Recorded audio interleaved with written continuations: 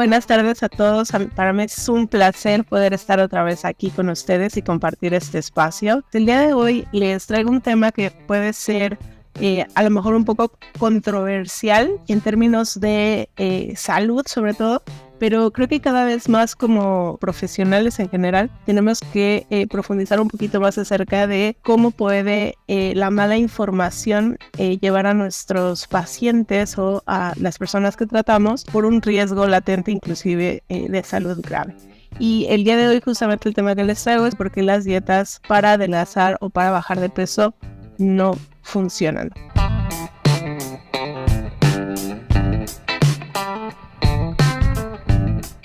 Hoy vamos a hablar primero acerca de qué es la definición de dieta y cómo se ha venido distorsionando con el paso del tiempo, las razones por las cuales nos ponemos a dieta y qué efectos tienen las dietas en diferentes ámbitos de nuestra persona. Por un lado, nuestra salud física, nuestra salud mental y nuestra vida personal. Y bueno, al final quisiera cerrar con algunas conclusiones. Voy a comenzar con esta parte de qué es dieta y cómo se ha venido distorsionando la definición de este término. Si nos vamos como al origen, la dieta es la cantidad de alimentos que consumen las personas y es la alimentación del día a día, no tiene nada que ver con algunas cosas que ya hemos distorsionado acerca de la restricción de ciertos alimentos, sino más bien tiene que ver con qué es lo que consume una persona en el día, y eso puede variar dependiendo de varios factores. Para empezar, su entorno socioeconómico, cultural, la situación ambiental, la disponibilidad que hay de alimentos, sus creencias religiosas, etcétera. Entonces son demasiados elementos los que intervienen en cuál sería la dieta de una persona y cómo es que variaría esta dieta de persona en persona o de país en país, incluso de región en región. Sin embargo, este término, aunque podríamos pensar que se refiere más hacia esta tipología de dietas que hoy en día vamos a encontrar muchas dependiendo de cada persona o cada región, incluso de cada estilo de vida, en realidad la dieta la hemos asociado más con un tema de restricción. Las personas en general nos referimos a la dieta como un plan de alimentación o una restricción alimentaria, donde tenemos que seguir ciertas reglas o ciertas pautas para alimentarnos. Y principalmente es muy común que las personas se pongan a dieta justamente para bajar de peso, ¿no? Es una constante que cada cierto tiempo las personas buscan bajar de peso por diferentes motivos. Y se presentan estos comportamientos de manera cíclica. Si ustedes se dan cuenta o si a ustedes les ha pasado, casi siempre las dietas se inician los días lunes o a principios de año, ¿no? A principios de mes, cuando tenemos como esta conciencia más de cerrar ciertos ciclos o queremos mejorar nuestro estilo de vida. Entonces es muy frecuente que las personas pues utilicen busquen planes alimenticios o dietas sumamente restrictivas en ciertos periodos de tiempo. ¿Qué es lo que sucede? Que cuando asociamos el término a restricción y de esta forma me voy a referir en toda la conferencia al tema de la dieta como esta percepción que tenemos de un plan de alimentación restrictivo. Esta restricción generalmente se da porque se siguen ciertas pautas. Puede ser que estas pautas sean derivadas de algún profesional de la nutrición o puede ser que sean derivadas por un médico o algún especialista de la salud, o también pueden estar derivadas por fuentes poco confiables. Y me refiero a temas de influencers que hay en redes sociales o algunas personas que pueden decir que tienen cierto conocimiento acerca de la alimentación y entonces definen ciertos planes de la alimentación sin tener una base sólida. Sin embargo, el hecho de que la dieta tenga pues de alguna manera un sustento científico o no científico, las personas, dependiendo de la influencia que tienen o la confianza que tienen sobre la persona que se los está dando, pueden asumirla o no asumirla, lo cual pues pone a las personas en un riesgo. ¿Qué es lo que sucede cuando nos ponemos a dieta? Normalmente lo que sucede es que restringimos algún alimento o algún tipo de alimentos o grupos de alimentos. Entonces nuestro cuerpo, si están familiarizados con el término de homeostasis, la homeostasis lo que busca es mantener el cuerpo con ciertos niveles estables. Y cuando alguno de esos niveles varía, el cuerpo va a buscar la forma de regresar a ese equilibrio integral. El cuerpo funciona con ese equilibrio, va a buscar siempre ese equilibrio.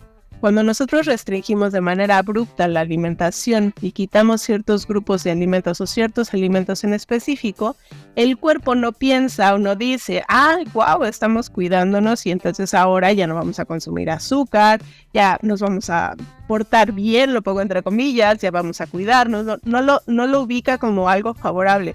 Más bien para él lo que sucede es que hay una reducción importante de recursos, ¿no? Y como su propósito final del cuerpo es mantenernos con vida, va a buscar de todas las formas posibles el que esa restricción de alimentos, o sea, se recupere, ¿no? O sea, que no tengamos esa pérdida de recursos. Entonces va a activar una serie de mecanismos internos para que podamos nosotros comer, ¿no? Básicamente. Entonces, si alguna vez han escuchado que hay personas que dicen, es que justo cuando me pongo a dieta todo se me antoja, esa es una respuesta automática del cuerpo por recuperar los nutrientes que no está recibiendo. Entonces, efectivamente, la comida que tiene más contenido calórico se le antoja más a la persona, pero no es porque la persona no tenga una falta de fuerza de voluntad, sino que todo su cuerpo está buscando recuperar el consumo calórico que está perdiendo para poder regresar a esos niveles a los que estaba acostumbrado. Entonces, efectivamente, la comida se les antoja más y principalmente aquellas cosas que tienen más contenido calórico. Puede ser comida altamente grasosa, con muchísimo carbohidrato, o sea, con mucho contenido de energía. No nada más es porque no tengamos fuerza de voluntad, sino fisiológicamente el cuerpo está reaccionando. ¿Qué es lo que sucede? Que nosotros forzamos al cuerpo a no seguir ingiriendo el alimento, ¿no? O sea, continuamos con esta restricción y decimos, no, solo vamos a comer, dependiendo de la dieta que se haya elegido, pero a lo mejor solo vamos a comer frutas, solamente verduras, solo en ciertas horas, carne solo de este tipo, carbohidratos los vamos a restringir al máximo, etc. Entonces el cuerpo empieza a buscar cómo aprovechar obviamente las reservas del cuerpo y entonces va a empezar a utilizar esa energía que tenemos de reserva, pero no está funcionando de manera óptima. El bajar de peso evidentemente que es por no hay ciencia detrás de eso, o sea, me refiero a no es nada nuevo, ¿no? Si tú consumes menos energía de la que gastas, evidentemente que poco a poco vas a ir bajando de peso, pero eso no significa que tu cuerpo lo esté haciendo de manera amable contigo, sino que más bien para él eso está implicando un esfuerzo adicional que lo puede poner en una crisis tal cual, tanto física, mental, social, y ahorita vamos a platicar un poquito de los efectos y consecuencias que tiene esto en nuestro cuerpo.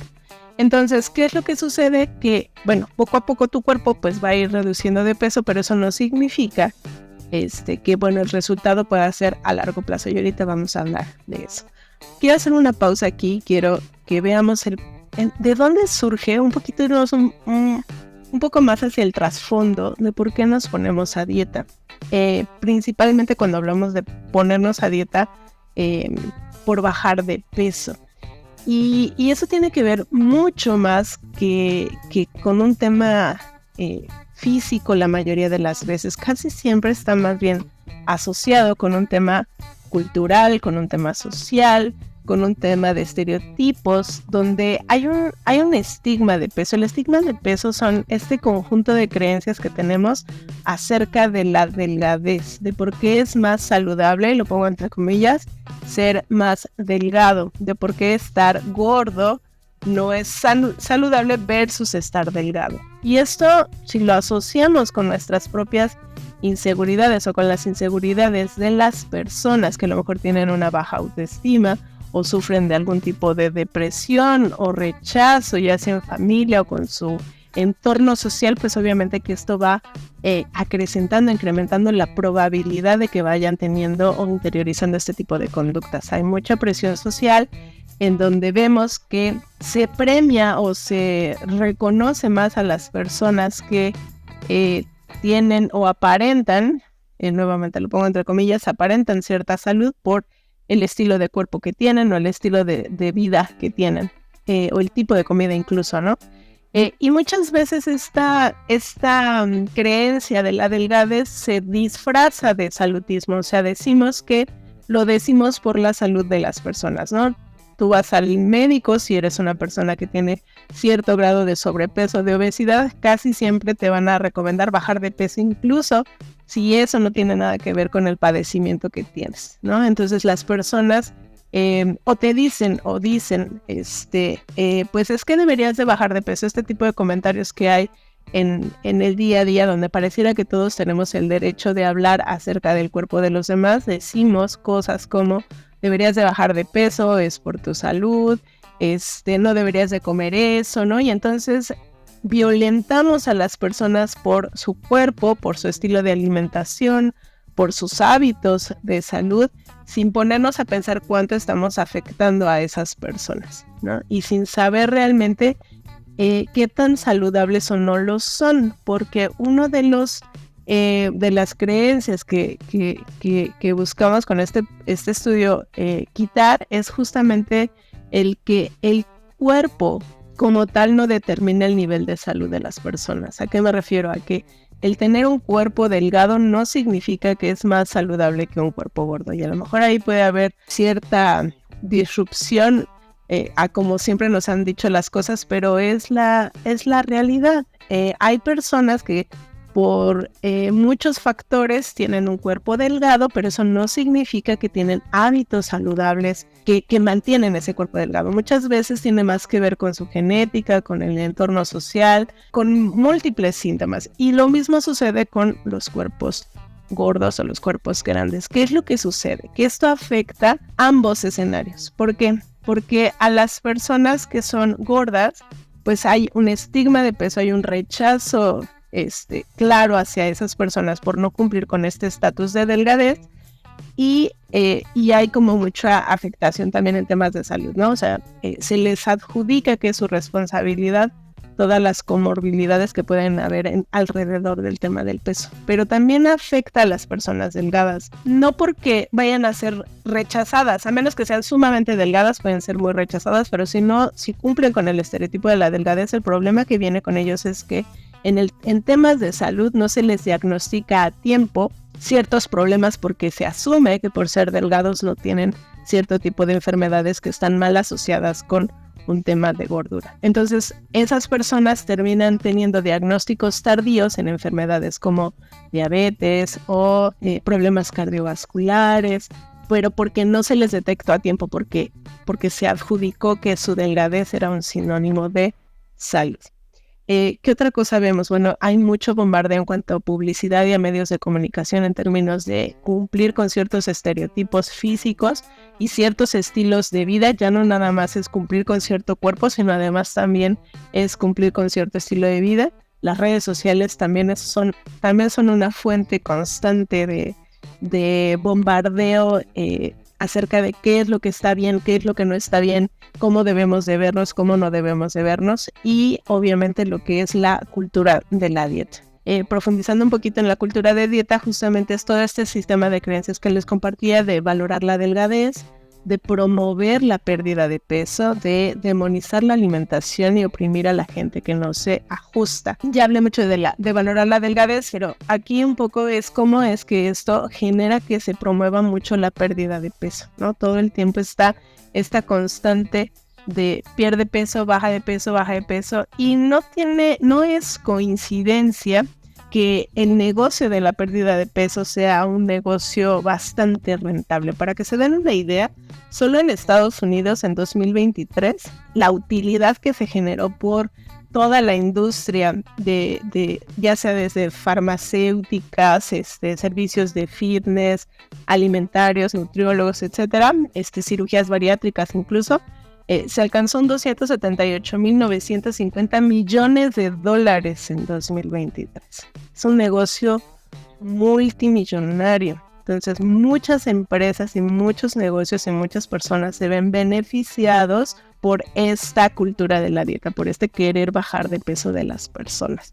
además demoniza la alimentación, en lugar de enseñarnos a comer y a nutrir nuestro cuerpo y a ver la alimentación como este acto de autocuidado, sataniza la alimentación, ¿no? Nos dicen, y seguro han escuchado, hay alimentos que son buenos, hay alimentos que son malos, y justamente los alimentos que son malos son los que más se les antojan a las personas que los alimentos buenos, pero detrás de esa alimentación mala, entre comillas, hay muchísima publicidad y también otro negocio enorme que es la industria de la alimentación.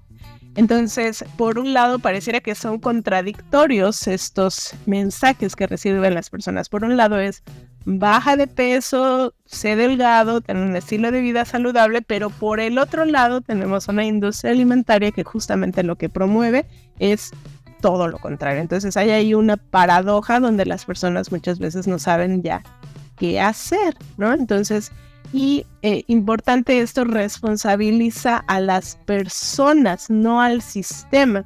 Y eso genera también muchos temas y afectaciones mentales. Ahorita voy a platicarles un poquito de eso, ¿no? Les voy a poner un video que me parece chistoso, pero es la realidad de cómo es que hoy en día ya no sabemos qué comer, mucho gracias a la cultura de la dieta. Los alimentos que más se han asociado con algún tipo de cáncer, uno es la sal. Deja de comer huevos. ¿Por qué nadie habla de lo perjudiciales que son los huevos para nuestra salud? El problema del pan son dos almidones juntos, muy complicado de digerir y nos va a provocar todo tipo de problemas intestinales. El café contiene 5 venenos: la cafeína, la teofilina, la teobromina, el ácido tánico y la trigonelina. La avena dispara tu glucosa en sangre, contiene restos de pesticidas, tiene antinutrientes que dañan tus intestinos. La leche de vaca contribuye al desarrollo de cáncer de mama y de cualquier otro cáncer. La fruta te enferma, la fruta produce grasa, la fruta produce hígado graso, la fruta te aumenta los niveles de ácido úrico y la fruta, señores, enferma. La carne aumenta el riesgo de padecer todo tipo de enfermedades cardiovasculares o cerebrovasculares. No puedes estar sano siendo vegano. Cuando logramos tomar agua sola, sin electrolitos y sin sed, empiezan los síntomas. Eso es un tema grave en el sentido de que ahora tenemos más acceso a la información, pero no nada más a la información bien sustentada, sino que también ahora se presta mucho a tener mucha mala información o mala información. ¿Qué es lo que sucede? Que llega el punto en el que una persona ya no sabe qué hacer, o ya no sabe qué comer, ya no sabemos qué comer. Entonces, porque ahora pareciera que todo tiene algo bueno y tiene algo malo. Que así es, ¿no? La realidad es que no hay nada que sea 100% positivo, 100% negativo. Pero el problema es cuando ya todo se vuelve demasiado negativo, ¿no? Y hoy en día, si tú buscas en internet, ¿no? Por ejemplo, ¿cuáles son los beneficios de la avena? Te van a salir miles de resultados acerca de todas las propiedades benéficas que tiene la avena, ¿no? Pero si tú buscas cuáles son las desventajas de consumir avena, pues te van a salir otros millones de resultados también en torno a todo lo negativo que es la avena. Entonces esto se presta a que las personas no puedan tener o desarrollar un juicio más certero o tomar una decisión mucho más certera y poder saber efectivamente qué es lo que les hace bien y qué es lo que les hace malo, qué es lo que sí tienen que comer y qué es lo que no tienen que comer. Lo peor, ¿no? Por no decir ya que esto ya es demasiado grave, es que muchas veces esta información viene de fuentes que pueden ser confiables o parecerían ser confiables, como son médicos, nutriólogos o algún personal de la salud, y eso pues confunde más, ¿no? De hecho, a pesar de que hoy en día estamos más informados acerca de la naturaleza de los nutrientes y de la nutrición como tal, cada vez tenemos más índices de obesidad. Y es más interesante el ver que a partir de que se creó no tengo nada en contra de la carrera de nutrición, pero sí está comprobado que desde que iniciaron desde que empezaron los nutriólogos a estudiar, por así decirlo, que se creó la carrera de nutrición a la fecha, la cantidad de personas obesas a subir, cuando en realidad debería de ser al contrario. Entonces, algo no estamos haciendo bien, o algo no se está haciendo bien. La pregunta ahorita es, o sea, ¿en realidad las dietas funcionan? Ustedes ya saben que no, porque así se llama la charla, pero les quiero decir de dónde viene este sustento ya con estudios científicos. Está comprobado que del 80 al 95% de las dietas fallan y no generan un cambio en el peso a largo plazo. Y ahí hay muchísimas fuentes en torno a esto, pero si ustedes investigan, se van a dar cuenta que la mayoría de los estudios, porque hay muchísimas dietas que dicen avalado por la ciencia, esto lo hicimos en un estudio de no sé qué, y entonces te dicen que investigaron o que hicieron un estudio y lo comprobaron científicamente. Sin embargo, todos esos estudios son a corto plazo. Todas esas dietas que te dicen, si vas a bajar de peso 3 kilos, 10 kilos, 20 kilos en cierto tiempo, la mayoría de esos, sino es que todos, me atrevería a decir, que tienen un estudio asociado son de menos de un año. O sea, pueden ser de 3 meses, de 6 meses, de 9 meses, de 12 meses, pero no más. La mayoría de ellos es así. ¿Por qué? Porque sí, efectivamente que en el corto plazo tu cuerpo va a reaccionar y va a bajar de peso, pero en el largo plazo ya no.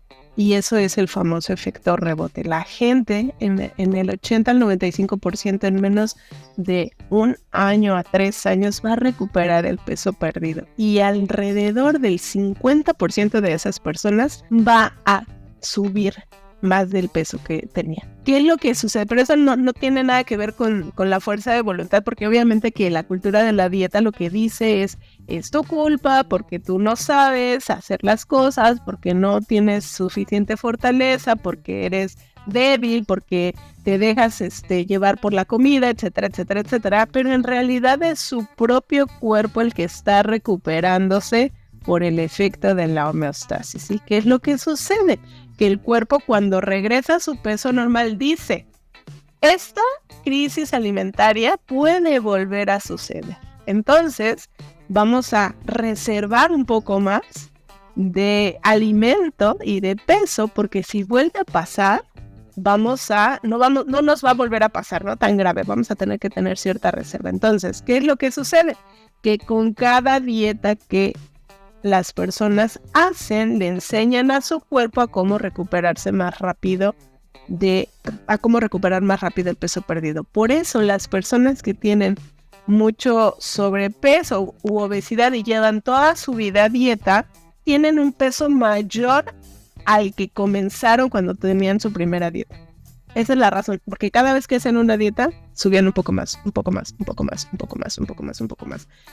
E internamente pues ya el cuerpo pues ya lo tiene como de pues esto pasa siempre, pues vamos a mantener esta reserva de energía. ¿Qué es lo que sucede? Que tenemos esta alarma mundial, ¿no? Internacional en torno a que los índices de obesidad están por los cielos y que es una pandemia mundial, y bueno, hay todo un tema ahí también político y social asociado al tema de la obesidad. Bueno, y asociado a eso, pues nos machacan a nosotros diciéndonos come bien, haz ejercicio, aliméntate, etcétera, pero lo que no nos dicen es todos los factores que están asociados a la obesidad, porque nos hacen pensar que comer saludable y hacer ejercicio es suficiente para bajar de peso. Y la triste noticia es que eso no es así. Encontré un estudio que se hizo en 2007 con el gobierno de Inglaterra, del Reino Unido, donde como respuesta obviamente a esto de la preocupación de la obesidad, reunieron a muchos especialistas de diferentes áreas. Reunieron psicólogos, trabajadores sociales, sociólogos, comunicólogos, médicos, nutriólogos, atletas, o sea, expertos en todas las áreas, absolutamente en todas las áreas. Y entonces se pusieron a revisar cuáles eran todos los factores que estaban asociados con la obesidad.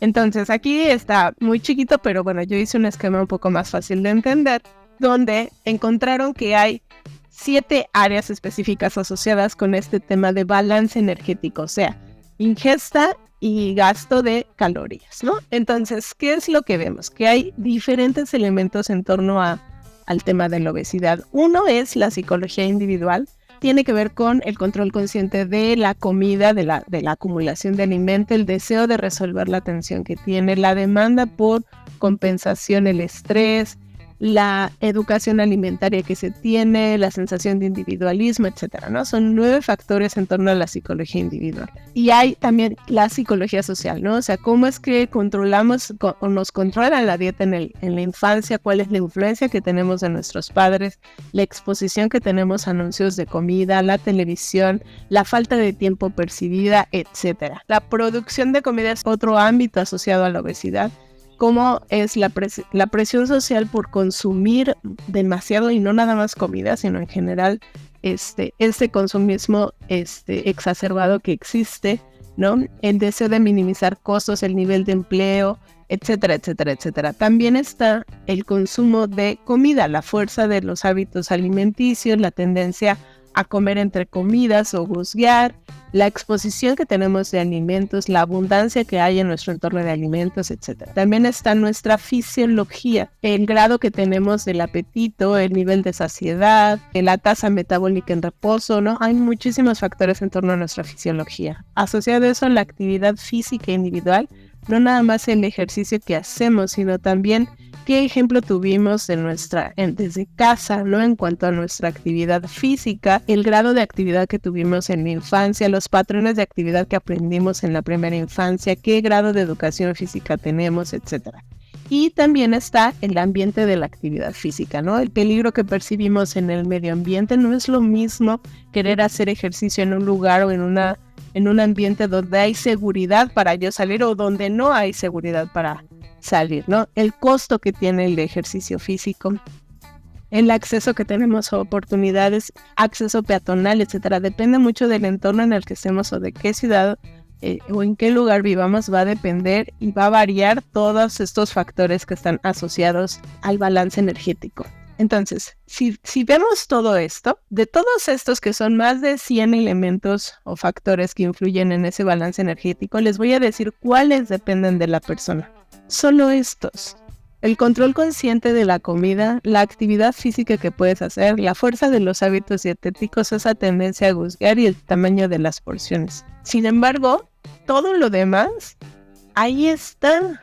También son factores que inciden en ese balance energético. No es nada más la responsabilidad de la persona, pero se nos vende la idea de que somos nosotros los principales responsables de que seamos o no seamos obesos, ¿no? O sea, le responsabiliza de más al individuo. Entonces, la pregunta que yo hago: ¿cómo esperamos que una persona baje de peso aún teniendo esa fuerza de voluntad, aún tratando de cambiar sus hábitos de alimentación, tratando de hacer ejercicio, tratando de evitar comer entre comidas, de disminuir su estrés, cuando vive en un entorno en el que todo eso no es posible porque tiene demasiado bombardeo mediático acerca de otro tipo de productos que son nocivos para la salud, o donde no tiene acceso a ningún espacio para hacer ejercicio, o donde no tiene los recursos económicos para consumir cierto tipo de alimentos, etcétera, etcétera, etcétera? No podemos ver este problema como aislado y nada más responsabilizar a la persona cuando en el entorno hay muchos elementos que tenemos que trabajar. Y adicional, saber que también estos aspectos, aunque pueden ser responsabilidad o pueden estar bajo el control de la persona, si la persona en su entorno no los tiene disponibles o no los puede trabajar de una manera accesible, pues va a ser muy difícil que los pueda hacer. Es parte de lo que a veces no se dice, de solo come bien y hace ejercicio. ¿Cuáles son algunos de los efectos de las dietas que tienen en nuestra salud física? Bueno, hay muchísimos, pero bueno, aquí quise resumirles algunos. Afectan muchísimo nuestro metabolismo. Aquí sí hay un estudio que sí es longitudinal, es el único que yo he encontrado como más confiable, ¿no?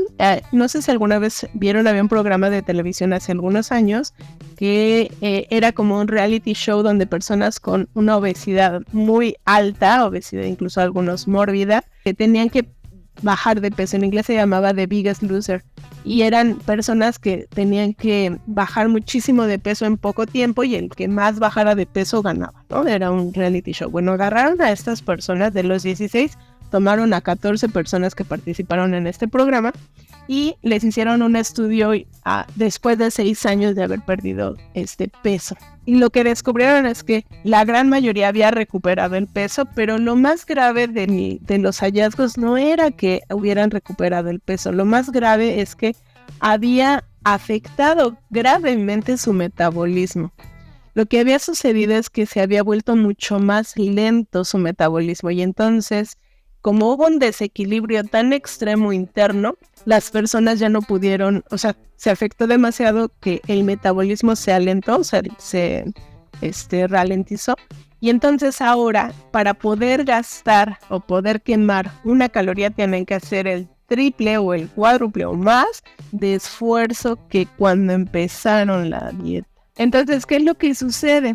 Que ellos, aunque corran 10 kilómetros igual que una persona que tiene el metabolismo normal, van a bajar menos calorías o van a quemar menos calorías que la persona que no se puso a dieta. Y eso ya no es reversible.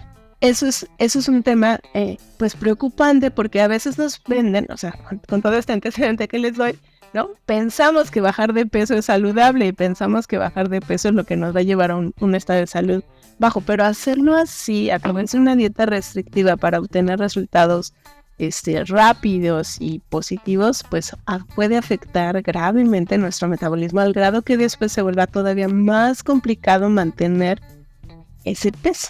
Como hay restricción en la alimentación, también hay una restricción de nutrientes que eso puede afectar internamente el funcionamiento de nuestro cuerpo.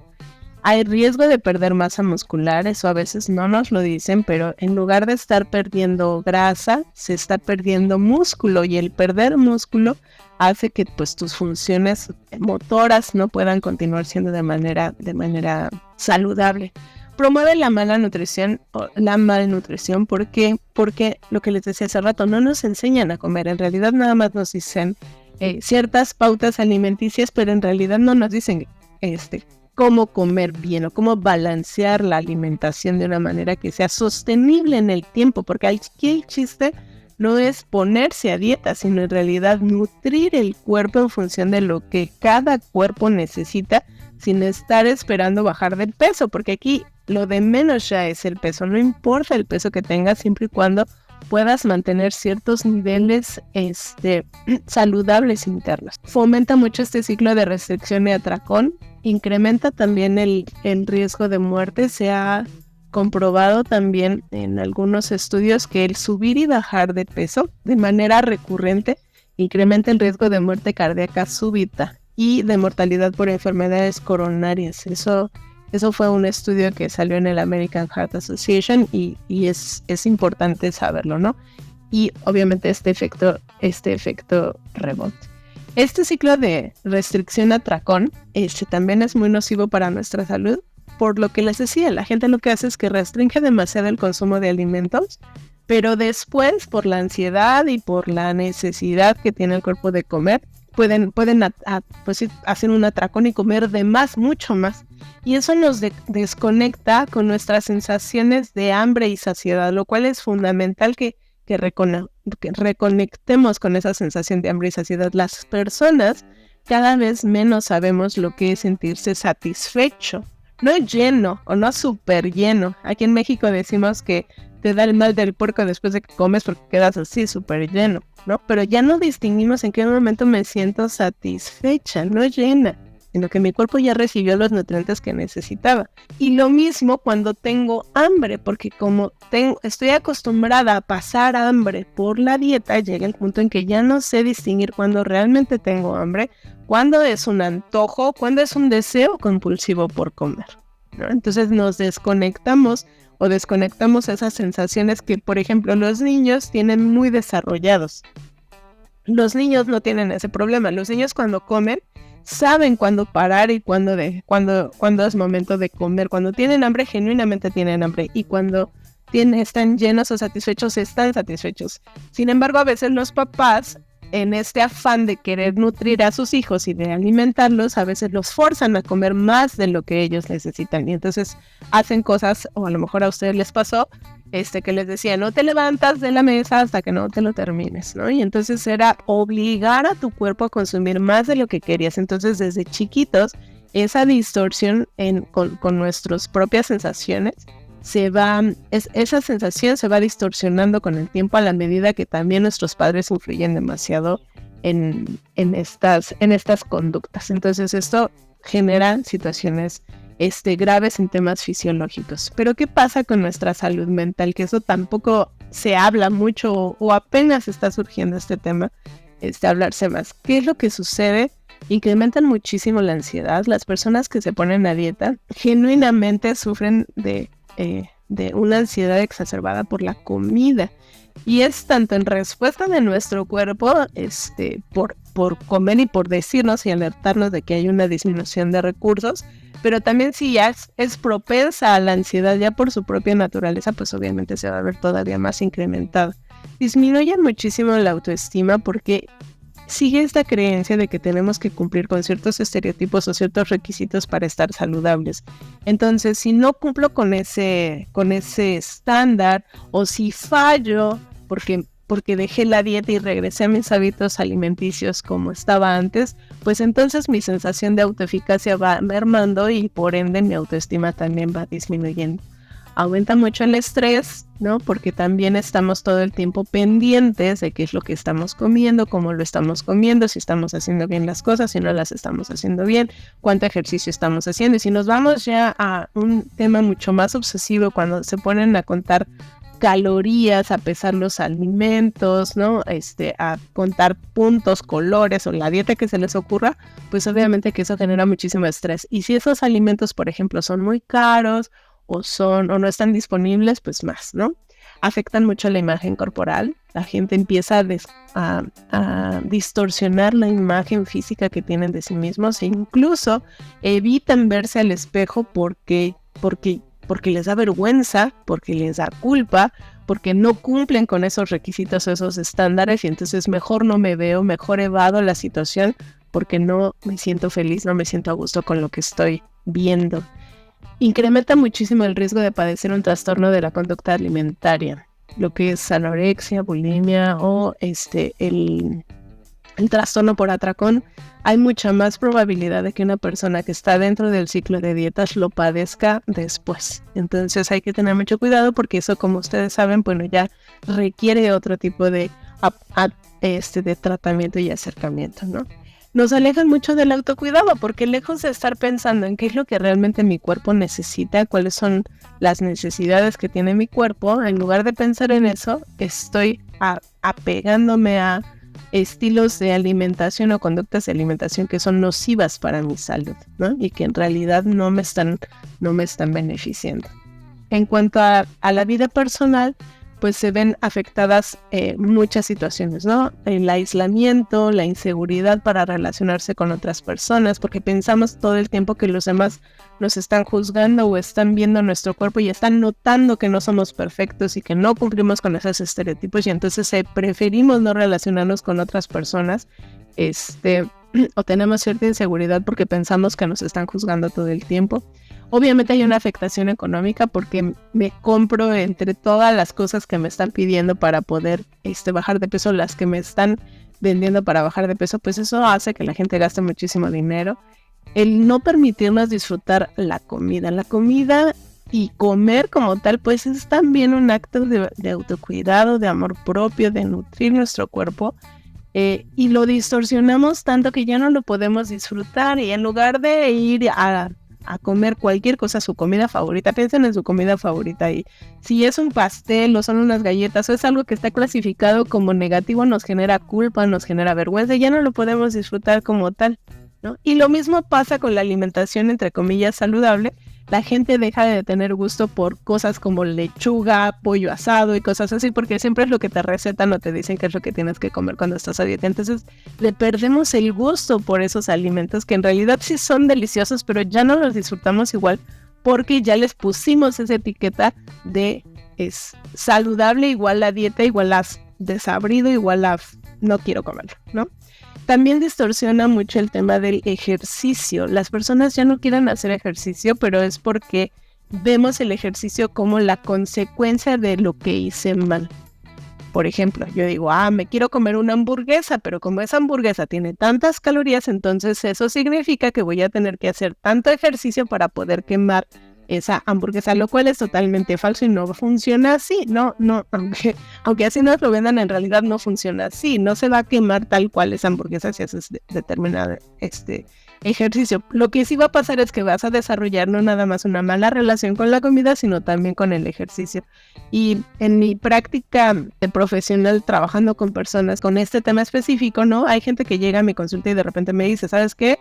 Voy a hacer todo menos hacer ejercicio. Y cuando profundizamos en el por qué, pues es por esto, porque han tenido una relación más bien de odio con el ejercicio, porque siempre era el castigo. Y no aprendemos a disfrutar el movimiento que necesita nuestro cuerpo, porque nuestro cuerpo está hecho para moverse, pero lo tenemos como ya clasificado como algo negativo. Y bueno, algo muy importante es que tampoco nos permite disfrutar la vida. La gente está todo el tiempo pendiente de su cuerpo, de su alimentación, del ejercicio que hace, y se pierde de todo lo demás, ¿no? Se pierde de todas esas cosas hermosas que tiene la vida porque están obsesionados con su peso y con su cuerpo. Algunas conclusiones rápidas, de lo mejor recomendaciones, sobre todo si tienen a una persona, ¿no? O ustedes mismos se sienten en una situación así. Una de las cosas importantes es primero reconocer el impacto que este ciclo de dietas ha tenido en tu vida o en la vida de alguien más, ¿no? Identificar cuánto es que esto ha afectado mi vida en el día a día es muy, muy importante para un proceso de recuperación. También el tema de poder aceptar nuestro cuerpo sin juzgarlo, ¿no? Y aceptar que todo esto ha sucedido, pues porque ha sido la forma en cómo nos han enseñado a afrontar esta situación. Entonces, antes de sentir culpa o frustración o enojo por todo el tiempo desperdiciado en ponernos a dieta, es necesario pues hacer una pausa y saber que hoy somos un poco más conscientes y poder encontrar una solución que realmente sea más saludable, ¿no? Identificar cuáles son esos pensamientos de la dieta que a veces tenemos, ¿no? Que son ideas o creencias que alguien más nos dio, alguien más nos dijo, y que nos las compramos y que tal vez no son ciertas, ¿no? Que tenemos que cuestionar y buscar otras alternativas. Buscar alejarnos como de este tema de dietas y más bien enfocar nuestra atención en identificar qué es lo que realmente nos necesita nuestro cuerpo, qué es lo que realmente nos hace sentir bien, y como tal, y en función de ese autocuidado, proveerlo, ¿no? O sea, darnos ese autocuidado nutricional mucho más enfocado en nuestras verdaderas necesidades, ¿no? Y uno de los temas que yo sé que es de los más complicados, porque lo veo en mis pacientes, es esta parte de alejarnos de la idea de que tenemos que bajar de peso. Si yo me hago estudios, ¿no?, de laboratorio e identifico que tengo una deficiencia o tengo algo, un tema específico, no sé, voy a inventar, pero a lo mejor de triglicéridos, de azúcar, ir con un especialista y abordar ese tema, más allá del peso, enfocarme en ese síntoma que tengo o en esa circunstancia que tengo. Entonces no asociar todo a que tengo que bajar de peso para resolverlo, sino más bien ver cuál es el tipo de alimentación nutritiva, ¿no?, amplia, variada, diversa, que mi cuerpo necesita para estar bien. Entonces es más priorizar mi salud genuinamente que mi peso. El peso es lo de menos, ¿no? A veces yo tengo pacientes incluso que pueden tener sobrepeso, incluso obesidad, y están perfectamente bien, y hacen ejercicio y comen bien simplemente por su genética, por su estructura, pues no pueden ser delgados, pero son saludables. Y lo mismo pasa con las personas delgadas. Entonces empezar a cambiar esa mentalidad de que es necesario bajar de peso. Muchísimas gracias a todos, que tengan una excelente tarde.